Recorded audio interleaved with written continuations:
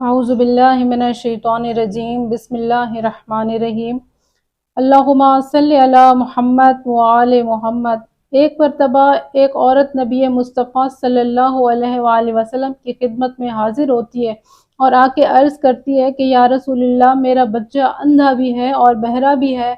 آپ کے سامنے میں عرضی لائی ہوں کہ آپ دعا کریں کہ پروردگار اسے شفا نصیب کرے۔ تو نبی مصطفیٰ صلی اللہ علیہ وآلہ وسلم فرماتے ہیں کہ اگر اپنے بیٹے کی شفایابی چاہتی ہو تو مجھ پر اور میری آل پر درود بھیجو۔ وہ عورت وہاں سے گھر جاتی ہے اور گھر جاتے ہوئے وہ محمد اور آل محمد پر درود پڑھتی بھی جاتی ہے۔ جب وہ گھر پہنچتی ہے تو کیا دیکھتی ہے کہ اس کا بیٹا صحیح اور سالم ہے۔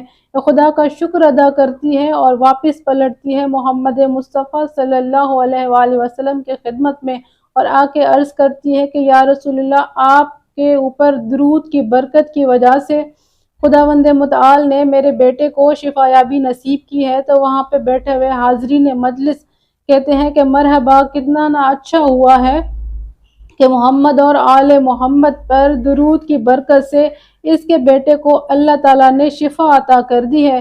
تو اس وقت جبرائیل نازل ہوتا ہے اور عرض کرتا ہے کہ یا رسول اللہ، خدا فرماتا ہے کہ جس طرح درود کی برکت کی وجہ سے اس کے بیٹے کو میں نے شفا عطا کر دی ہے، ویسے ہی قیامت کے دن میں آپ کی امت کے گناہگاروں کو درود کی برکت کی وجہ سے بخش دوں گا۔